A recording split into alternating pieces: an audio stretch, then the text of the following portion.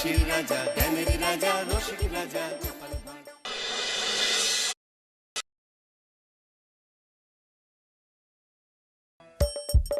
হাসির রাজা, জ্ঞানের রাজা, রসিক রাজা। ৭৭ আর এই গিয়ে ৭৮। মোটে ৭৮। এর চেয়ে বেশি তো নবাবের দেহরক্ষীর কাছে থাকে। দূর দূর দূর দূর। অনেকদিন মহারাজকে হাত করে মোহর নেওয়া হয়নি, কিছু একটা করতেই হবে।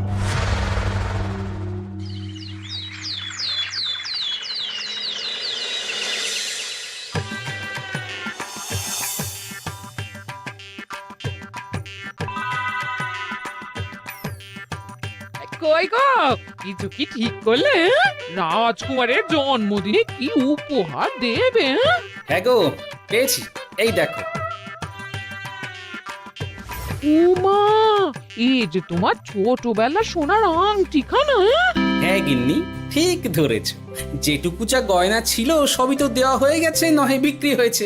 আর তো কাউকে কিছু দেওয়ার নেই, তাই ভাবলাম এটাই উপহারে দিই। সে ভালো ভেবেছো। বেশ, আসি তাহলে, ওদিকে সবার দেরি হয়ে যাচ্ছে গিন্নি।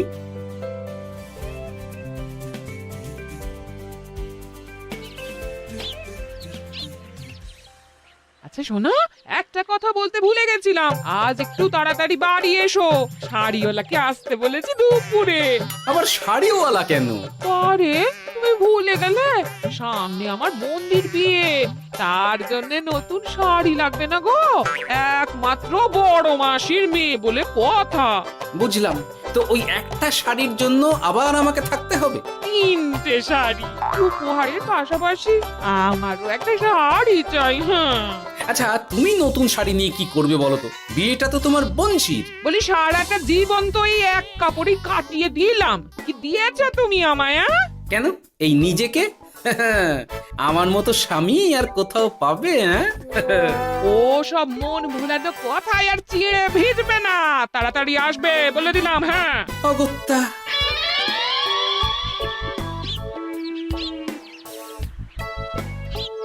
দূর, গিন্নিরও যত কথা সব বেরোনোর সময়। আবার তাড়াতাড়ি ফিরেও আসতে হবে শাড়ির জন্য।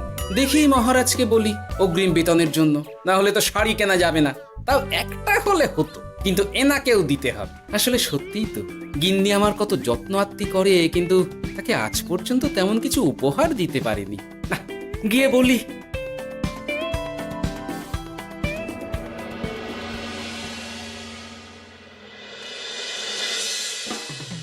রাজকুমারের জন্মদিন উপলক্ষে যে আপনারা এত উপহার এনেছেন, তার জন্য অনেক ধন্যবাদ। আপনাদের সকলের আশীর্বাদ ও ভালোবাসা আমি রাজকুমারের কাছে পৌঁছে দেব। এ আর এমন কি মহারাজ, জানেনই তো রাজকুমার আমাদের সকলের কাছে কত প্রিয়। ঠিক ঠিক। কিন্তু আমি অবাক হচ্ছি, আপনার প্রিয় গোপাল জন্মদিন ভুলে গেছে দেখে এখনো পর্যন্ত তার কোনো পাত্তাই নেই। হ্যাঁ তাই তো, গোপাল আসেনি কেন? এসে গেছি মহারাজ। তা বলি, এসে তো উদ্ধার করে দিয়েছো, আজ রাজকুমারের জন্মদিন, সে কথা কি মাথায় আছে? ক্ষমা করবেন মহারাজ, আসলে ওই রাজকুমারের উপহার আর গিন্নির আবদার এসবের জন্যই আমার দেরি হয়ে গেল আর কি। এই নিন রানীমা, আমার তরফ থেকে রাজকুমারের জন্য ছোট্ট উপহার।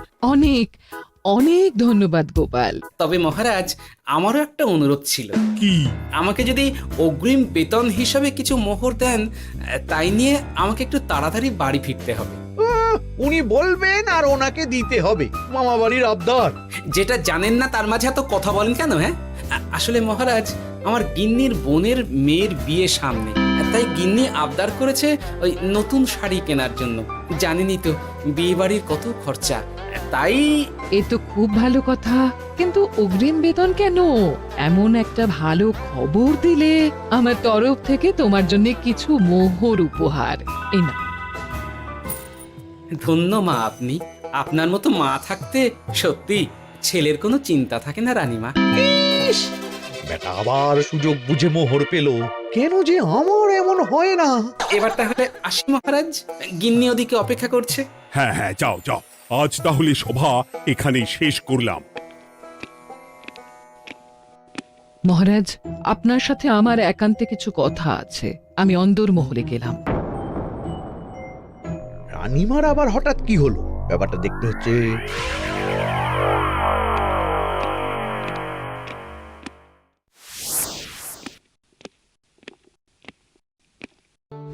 আজ আমি বুঝতে পারছি আপনি আমাকে একদম ভালোবাসেন না মহারাজ। ও কি কথা বলছো রানী? একদম ঠিক বলছি। নিজের গিন্নির আবদার মেটানোর জন্য গোপাল কত ভাবে, নতুন শাড়ি কিনে দেওয়ার জন্য অগ্রিম বেতন অব্দি চাইলো, আর আপনি? আমি তো রাজা, আমি কেন বেতন চাইবো? সেটাই তো, রাজা হয়েও আপনি কখনো এমন কিচ্ছু করেননি, কিচ্ছু না। আহা, রাগ করে না। আমি তোমাকে সব থেকে সুন্দর শাড়ি উপহার দেব, একেবারে সোনার সুতোর কাজ করা মুক্ত বসানো শাড়ি। এমন শাড়ি কেউ কখনো দেখেনি। ও মা, সত্যি? আচ্ছা, এই ব্যাপার। গোপালের কথা শুনে এবার মহারাজ ও রানীমাকে উপহার দেবে? ধুর, আমারই ভাগ্যটা খারাপ।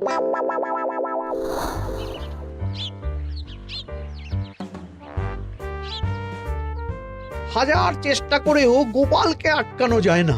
দূর দূর দূর, আমি যা চেয়েছিলাম তা ওই গোপাল পেয়ে গেল। ও কি গো, তুমি কার সাথে কথা বলছো? দুর্ভাগ্যর সাথে।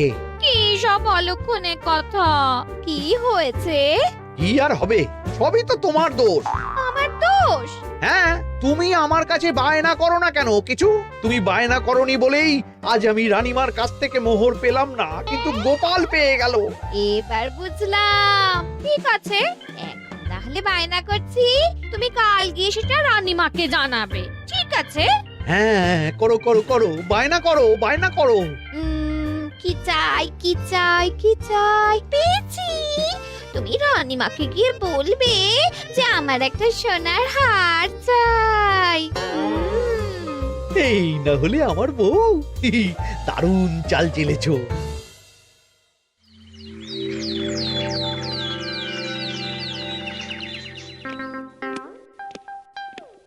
কি গো মন্ত্রী, আজ যে তুমি দেরি করলে বড়। আগে মহারাজ, আমাকে সময় নিয়ে শোনাতে শোনাতে মন্ত্রীমশাইয়ের মনে হয় নিজেরই সময় জ্ঞান খারাপ হয়ে গেছে। তুমি থামো তো মহারাজ, আমারও খুব বড় একটা বিপদ হয়ে গেছে। একমাত্র রানীমাই আমাকে বাঁচাতে পারবেন। আমাকে একটু ওনার সাথে দেখা করার অনুমতি দিন মহারাজ। কিন্তু তোমাদের রানীমা তো এখানে নেই। আসলে জানোই তো যে কুমার অনেক দূরে থাকে, তাই গতকাল রাতেই রওনা দিয়েছে। সে কি, রানীমা নেই? এবার কি হবে আমার? কেন কেন কেন, কি হয়েছে? আসলে মহারাজ, আমার বউ আমার কাছে সোনার হার গড়িয়ে দেওয়ার বায়না করেছে, তাই আমার। বুঝেছি বুঝেছি, চুপ করো তুমি। এখন তোমাকে মোহর দিতে পারবো না। কেন মহারাজ? পরের মাসে দিতে পারবো। আসলে তোমাদের রানীমাকে সোনার সুতো দিয়ে কাজ করা এক শাড়ি উপহার করেছি সদ্য, যার জন্য অনেক খরচ হয়ে গেছে। তাহলে আমার সোনার হার পরের মাসে গড়িয়ে দিও। এটা তো ঠিক না। গোপাল আপনার প্রিয় বলে যখন যা চায় তখনই সাথে সাথেই পেয়ে যায়, আর আমার বেলায় এমন। এমন কোনো ব্যাপার নয় মন্ত্রী। মহারাজ, আপনি বরং আমাকে দেওয়া মোহরগুলো আমার অগ্রিম বেতন হিসেবে ধরুন, না হলে মন্ত্রীমশাই এমন অভিযোগ বারবার করবেন। আহা গোপাল, তোমাকে তো স্বয়ং রানীমা উপহার দিয়েছেন, এসব কিছু করতে হবে না। যেমন আছে তেমনই থাক। ঠিক আছে, আমিও দেখে নেব পরে। কি দেখে নেবে মন্ত্রী? না না, ও কিছু না মহারাজ, পরেই দেখে হার গড়ানোর কথা বলছি। না, মন্ত্রীর হাবভাব মোটেই ঠিক ভালো লাগছে না। বেটা মনে মনে নিশ্চয়ই কোনো ফন্দি আটছে আমার বিরুদ্ধে। কিছু একটা করতেই হবে। গোপালের ওই মোহর উপহার পাওয়াটা আমি কিছুতেই মেনে নিতে পারছি না। একটু মাথা খাটাই, একটু মাথা খাটাই। উপায় পেয়েছি। আমাকে এখনই নবাবের কাছে গিয়ে মহারাজের নামে বলতে হবে।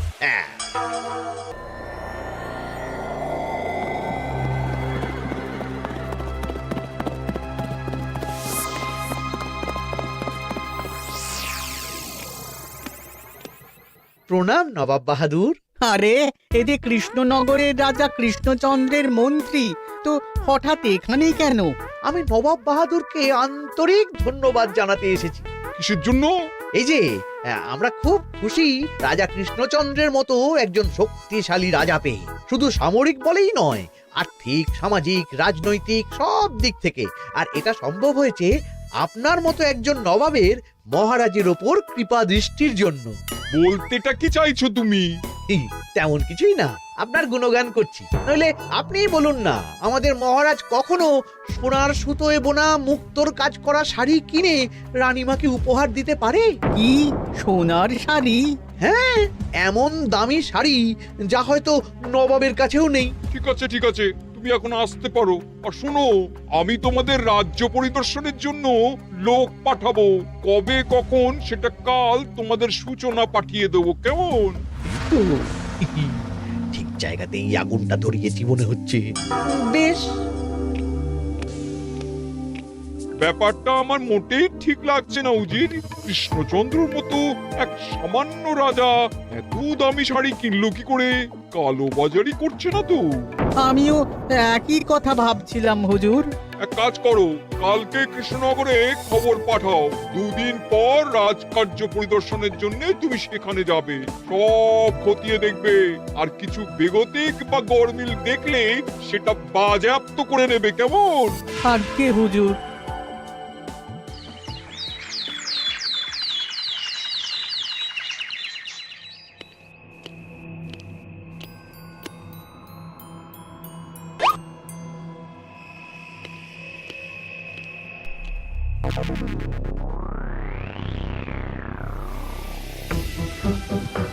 কি হয়েছে মহারাজ? কার চিঠি? নবাবের রাজকার্য পরিদর্শনের জন্য লোক পাঠাবে 2 দিন পর। এতে চিন্তার কি আছে মহারাজ? চিন্তার বিষয় আছে।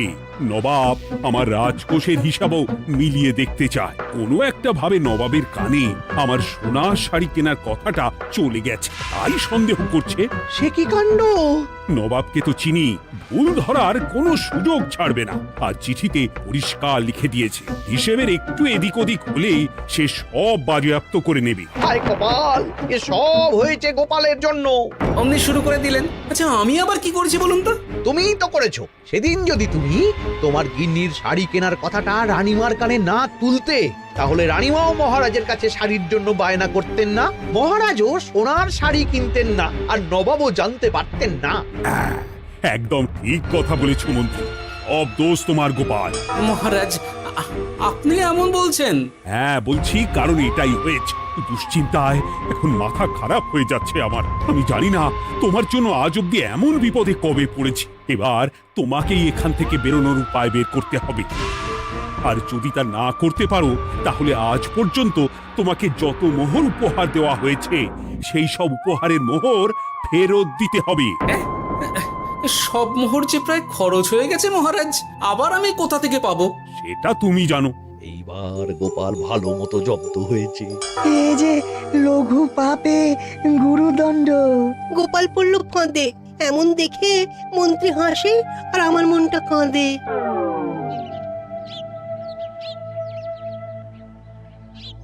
এখানে বসে কি করছো গো গিন্নি? এসে পড়েছ?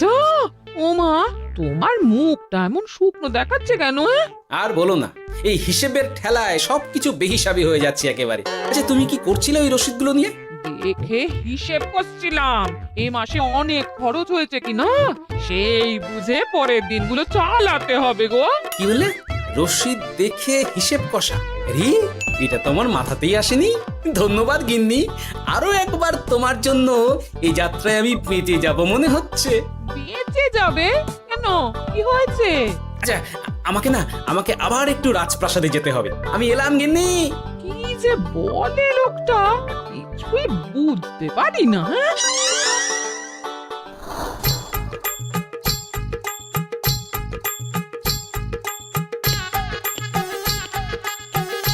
আসতে পারি মহারাজ? এ কি গোপাল, তুমি? আর কোনো চিন্তা নেই মহারাজ, নবাবকে হিসেব বোঝানোর উপায় পেয়ে গেছি। কি বলছো? কি উপায়? এই দুদিনে আপনি শুধু সকল প্রজাদের কাছ থেকে পুরনো রসিদ সংগ্রহ করুন, তাহলেই কেল্লা ফতে। তাই নাকি? আর নয়তো কি? তবে এ ব্যাপারে মন্ত্রী মশাইকে কিন্তু কিচ্ছু জানতে দেওয়া যাবে না। শুধু আমি যা বলছি তাই করুন মহারাজ। সে তো বুঝলাম, কিন্তু প্রজাদের থেকে পুরনো রসিদ সংগ্রহের কথা ঘোষণা করলেই মন্ত্রী এমনিই জানতে পেরে যাবে। চিন্তা করবেন না মহারাজ, আমার কাছে এটারও উপায় আছে। আপনি শুধু খেয়াল রাখবেন যাতে এই কথা 5 কান না।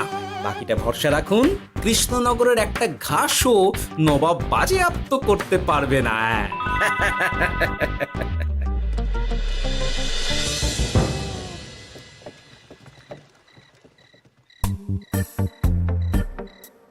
গোপাল দাদু, আমরা সব চলে এসেছি। ভালো সময় এসেছিস। তোদের দাদুর ভবিষ্যৎ এখন তোদেরই হাতে। এমন করে বলছো কেন দাদু? আমরা থাকতে তোমার কিচ্ছু হবে না, শুধু বলো না কি করতে হবে। জানি তো, তোদের যেটা করতে হবে সেটা হলো সবার বাড়ি বাড়ি গিয়ে পুরনো রসিদ সংগ্রহ করতে হবে।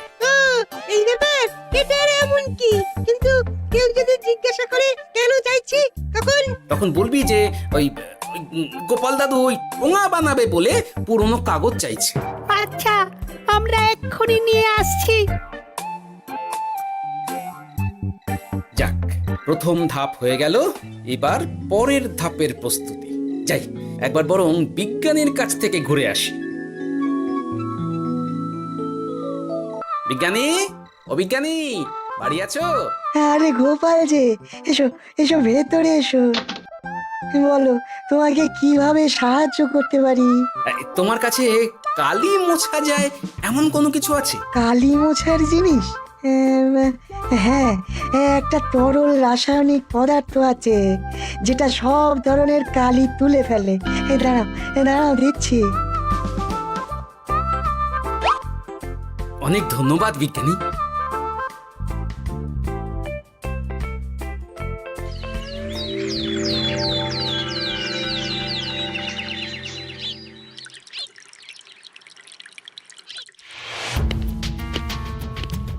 আসুন আসুন, আপনার জন্যই তো অপেক্ষা করছিলাম। তাই নাকি? এতটা পথ উনি এসেছেন, আগে ওনার জন্য শরবত ও মিষ্টির ব্যবস্থা করি।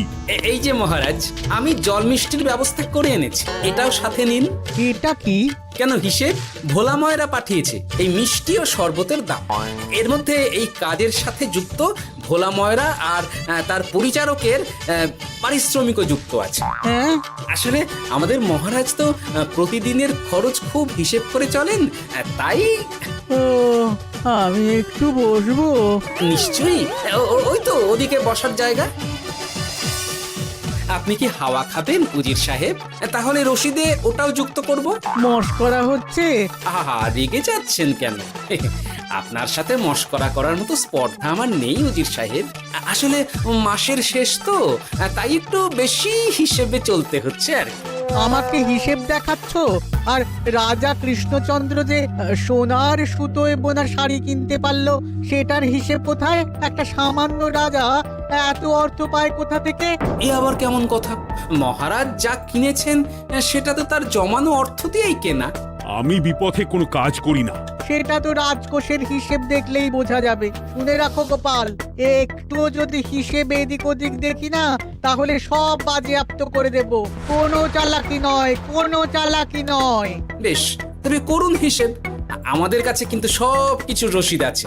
কই গো, আনো সব, আনো আনো।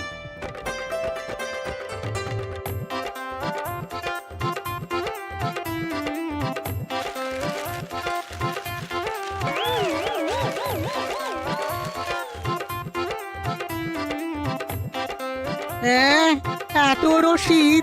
আপনি বরং নিশ্চিন্তে হিসেব কষে নিন, আমরা আসি।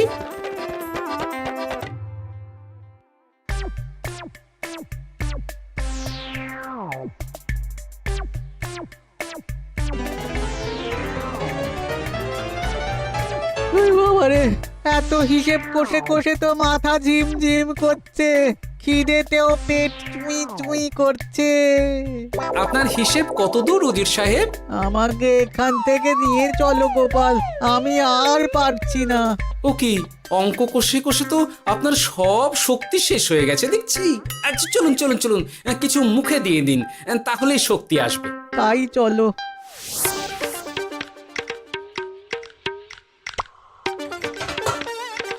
নিন, এটা হলো দুপুরের খাবার, আনাজ মশলা, এমনকি রান্নার ঠাকুরেরও পারিশ্রমিকের হিসেব। এবার আমি পাগল হয়ে যাব। আমি আর কোনো হিসেব দেখতে চাই না। সব সময় কি আর হিসেব নিয়ে চলা যায় নাকি? কি আর করা যাবে বলুন? হিসেবে না চললে আপনি তো মহারাজের উপার্জনের উপর সন্দেহ করবেন, আর বেশি খরচ হলেই সম্পত্তি বাজেয়াপ্ত করবেন। তাই বলে সব কিছুতেই হিসেব? কোনো একদিকে বেশি খরচ হলে বাকি দিকগুলো এভাবেই কম করে চলতে হয়। কি ঠিক বলিনি? আমি আমার ভুল বুঝতে পেরেছি গোপাল, এবার আমাকে রেহাই দাও। আসলে তোমাদের মন্ত্রী নবাবের কাছে গিয়ে তোমাদের রাজা নামে উস্কেছে। কি? মন্ত্রী এই রে খেয়েছে, আর খাওয়াতে হবে দেখছি। ঠিক জানতাম মোহরের জন্যই এত কিছু। তাই তো নবাব এমন করেছেন। বেশ, এবার আমি ফিরে গিয়ে নবাবকে সব জানিয়ে দিচ্ছি। সত্যি গোপাল, তোমার তুলনা হয় না। আর মন্ত্রী, আগে মহারাজ, তুমি যা করেছো তার কোনো ক্ষমা নেই। তোমার জন্যই আমার এত হয়রানি হয়েছে। ভুল হয়ে গেছে, আমাকে ক্ষমা করে দিন মহারাজ। গোপালের ওপরে হিংসে করে এমন করেছি, আর হবে না। একটা সুযোগ দিন মহারাজ। হ্যাঁ মহারাজ, সুযোগ দিয়েই দিন। বেশ, তবে তোমার শাস্তি হলো রানীমাকে আমি যে সোনা শাড়ি কিনে দিয়েছি সেটার পুরো দাম তোমাকে আমায় দিতে হবে। হ্যাঁ?